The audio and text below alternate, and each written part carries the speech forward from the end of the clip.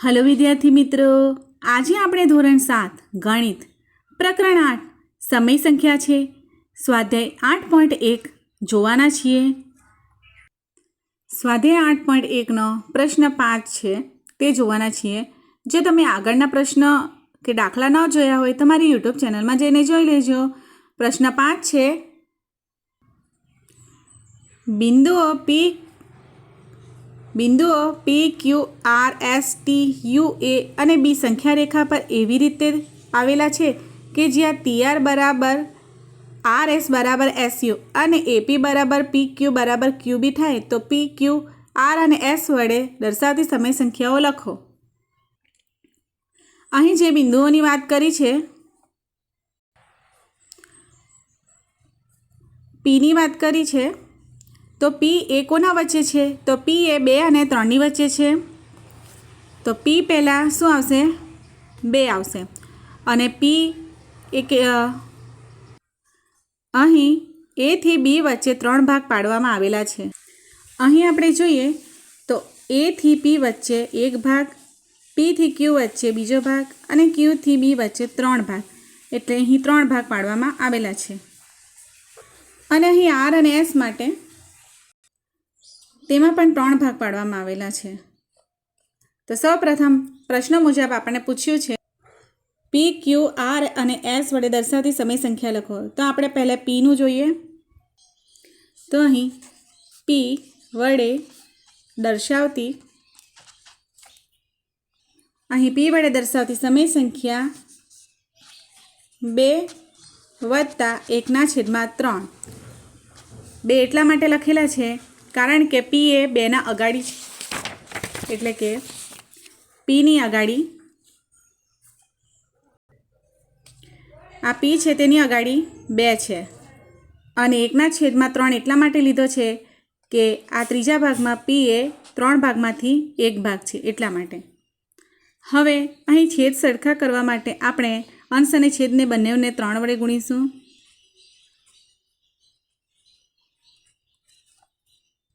અહીં 3 × 6 + 1 અને 3 ને 3 ને આપણે કોમન લઈશું। 6 ને કેટલા થશે? તો 7/3। ત્યારબાદ બીજું છે Q વડે દર્શાવતી સમય સંખ્યા।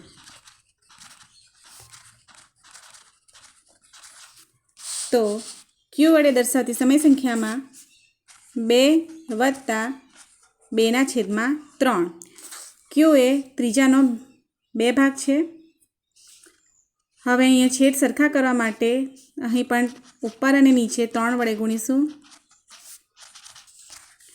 3 × 6 + 2/3 બરાબર 6 ને 2 કેટલા થશે? તો 8, 8/3 આવશે। ત્યારબાદ R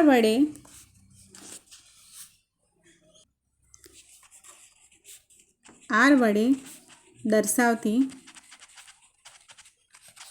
સમય સંખ્યા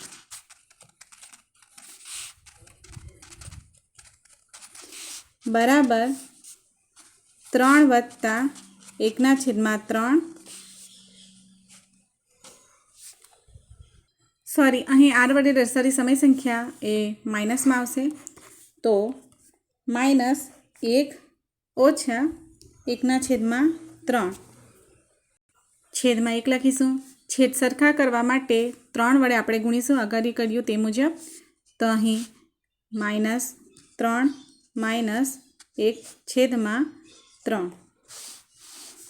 માઇનસ માઇનસ પ્લસ થઈ જશે એટલે જવાબ મળશે આપણને -4/3। મોટાની નિશાની મૂકતા માઇનસ આવશે। ત્યારબાદ છેલ્લું છે S વડે દર્શાવતી સમય સંખ્યા બરાબર -1/1 -2/3। છેદ સરખા કરવા 3 વડે ગુણીશું તો અહીં જવાબ આવશે 3 એકુ 3 માઇનસ 2 છેદમાં 3 3 ને 3 કોમન લેતા માઇનસ માઇનસ પ્લસ થઈ જશે એટલે અહીં જવાબ આવશે -5 છેદમાં 3।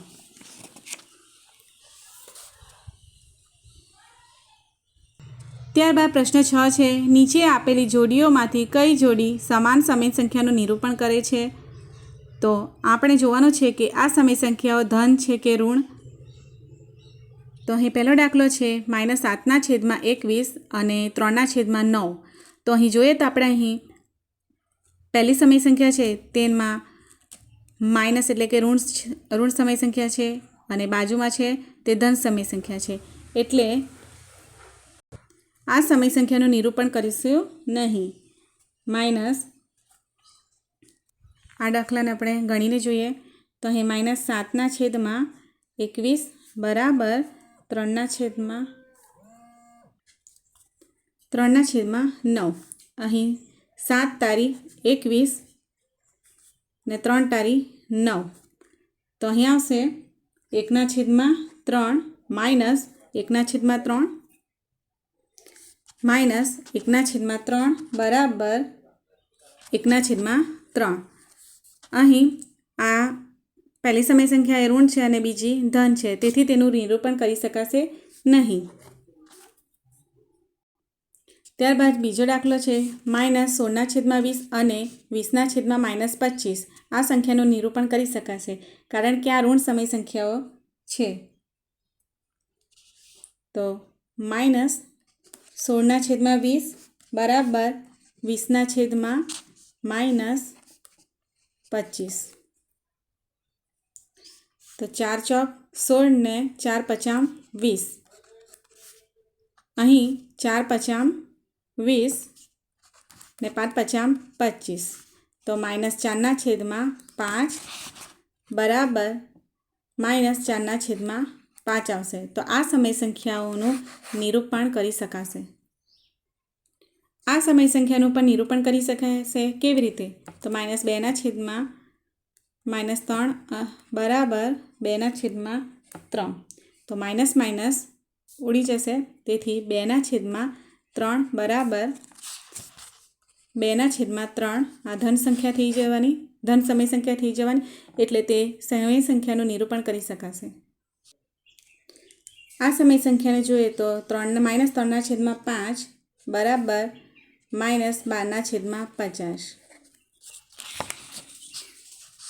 તો -3/5 બરાબર અહીં 6 દુ 12 આવશે અને 25 દુ 50 આવશે, તો -6/25 આવશે।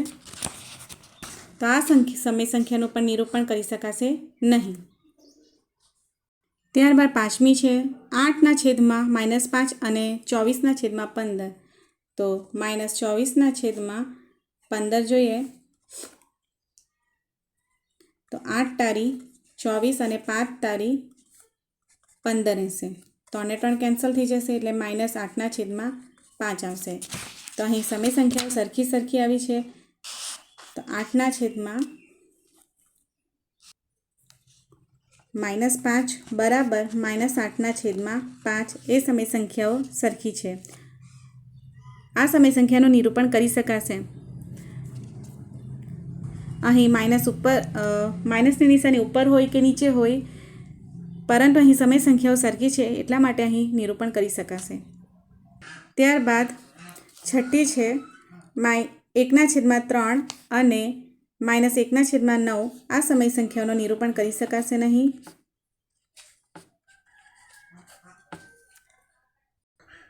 ત્યારબાદ -5/-9 અને 5/-9 આ સમય સંખ્યાનું નિરૂપણ કરી શકાશે।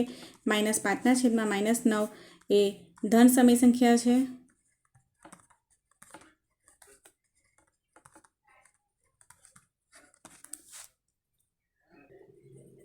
ત્યારબાદ 5/-9 એ ઋણ સમય સંખ્યા છે, તેથી આ સમય સંખ્યાનું નિરૂપણ કરી શકાશે નહીં। તો -5/-9 નોટ ઇક્વલ ટુ 5/-9। જો વિડીયો પસંદ આવ્યો હોય તો લાઇક, શેર અને સબસ્ક્રાઈબ કરવાનું ભૂલશો નહીં, જેથી કરીને આ સ્વાધ્યાયના બીજા દાખલાનું સોલ્યુશન લાવતી રહીશ.